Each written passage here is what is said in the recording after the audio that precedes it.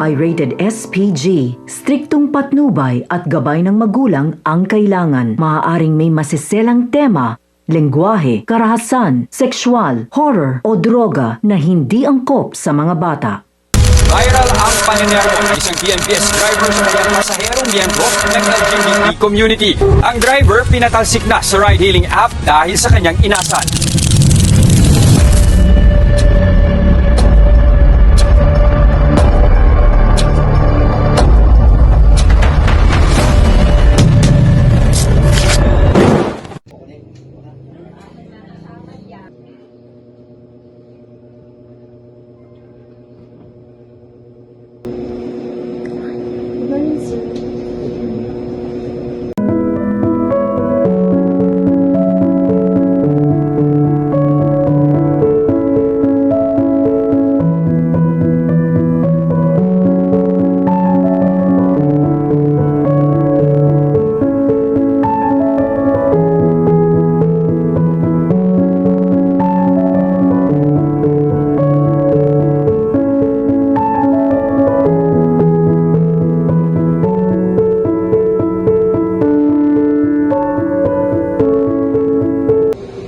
You did well in today's lesson.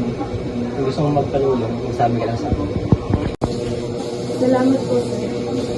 Alam mo ang ganda ng suot mo. Sinuot mo ba yan para magpa-inspire sa akin?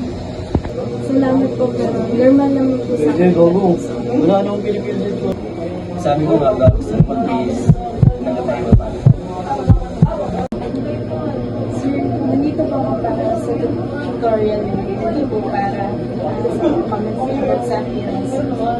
Sana po maging Ano ka ba? Joke lang yun. Kung serious. seryoso po kasi ako sa pag-aaral ko, sir. Sana respected nila po yun. And please don't make any comments about the incident. And sana po maging professional po tayo nila. Ganun ba? Kung wala pa ka-serious na rin, kung may gusto ka pa malaman about dito, sabihin lang sa akin.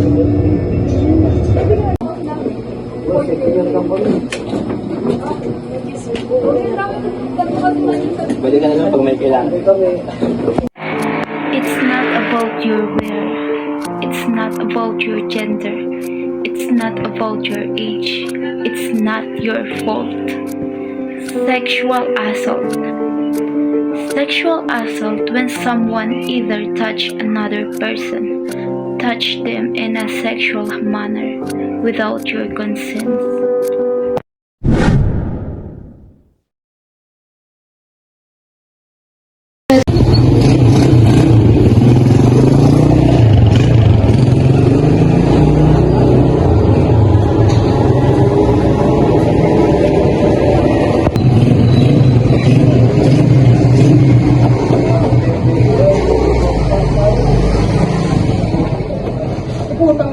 Sakay ka ba?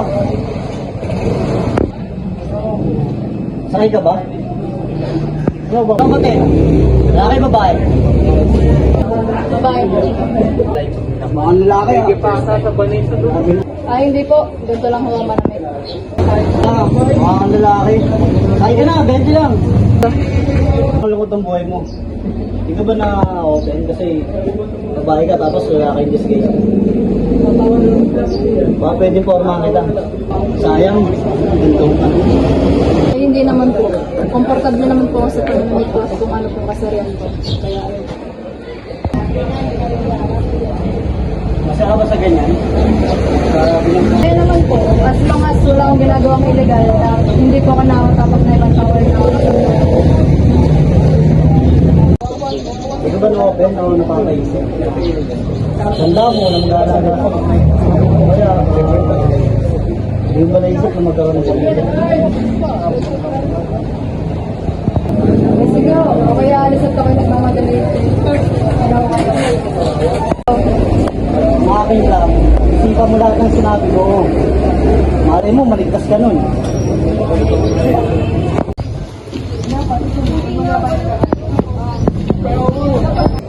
Ikaw, boy. Si Evelyn, 150. Art! Art! Mga pre, kaibigan natin. Yan na ba yun? Yan? Sigurado ba? Kasi ako mo lang. 150. Ayan na ba yan? Tigilan niyo nga siya. Ikaw, isa ka pa, nangunguna ka sa pang-asar sa kanya. Maghiwalay na lang tayo. Ito ang kailangan, sabi nila, pantay-pantay lang ang lahat ng tao. Pero bakit may inaapi, minamaliit at minamaltrato? Bakit may nilalait pa rin dahil sa itsura? Akala ko ba lahat ng nilalang ng Diyos ay maganda? Bakit patuloy pinagtatawanan ang may kapansanan? Eh di ba, may taglay din silang angking kakayanan? Bakit hindi pa rin matanggap ang LGBTQ, yung mga tomboy at bakla? Bakit patuloy pa rin inaapi? Yung mga taong di makaramdam sa pagtaas ng ekonomiya? Bakit ikinukumpara pa rin ang matatanda sa mga bata? Di ba hindi naman sagwil ang edad, basta may tiyaga? Bakit mababa ang tingin nila sa mga taong mababa ang sweldo? Legal naman yun at sumusunod sa batas ng gobyerno. May diferensya ba ang mata ng lipunan? O sadyang magpanghusga lang talaga ang mga taong dito'y naninirahan? Kailan kaya matitigil ang diskriminasyon sa mundo? Pwede namang balanse lahat ng pagtingin ng tao. Hindi mo naman kailangan manghusga para gawing matalino o maging matalino. Ang kailangan mo lang lagi ay magkaroon ng respeto. Respeto sa kung ano ang kanyang itsura. Respeto sa estado ng kanyang pamilya. Respeto sa taglay niyang kapansanan. Respeto sa kung ano man ang kanyang kasarian. Respeto sa lugar ng kanyang pinagmulan. Respeto sa kung ano man ang kanyang edad. Ang kailangan natin ay pagtutulungan. Kaya lahat tayo ay pantay-pantay.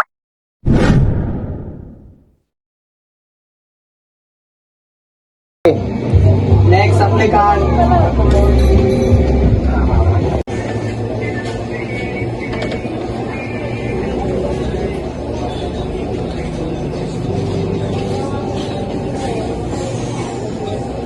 Grace, maayos ang iyong application. Ngunit sa posisyon na bodyguard, mas mataas ang salary na in-offer namin sa lalaki kumpara sa babae na 650 over 350. Bakit naman po ganun, sir? Parehas naman po kami qualified ni Alfred at parehas din po kung trabaho ang aming gagawin. Bakit hindi naman po pantay ang aming kasama? Kasi po sa nakasanayan namin, na lalaki ang mas prefer sa ganitong trabaho kaysa sa babae na kaya mag-protect ng lalaki at kaya magbuhat ng mabibigat kumpara mo sa babae. Pero sir, hindi ba dapat pantay na sahod para sa pantay na trabaho? Ayon sa batas ng Pilipinas, may gender gap pa rin, pero kailangan na itong baguhin. Oo nga, dapat itong baguhin dahil may pantay na karapatan ang babae man o lalaki. Hindi ako, susubok magpasa ito sa management para sa mapantay na sahod ng mga trabaho. Maraming salamat sa iyong concern, Grace. Asahan ang makakarating ito sa management, makakapagsimula ka ng bukas. Salamat sir, pero pag-iisipan ko po muna po. Pero sir, sana po maging fair po kayo sa babae man o sa lalaki. Kasi isa lang naman po ang posisyon na aming pinag-a-applyan. At yung isa lang din po ang ginagawa namin. So sana sir, pantay po. Pag-iisipan ko po muna ang ina-offer niyo. Salamat sir. Sige, tatawagan ko na lang kayo.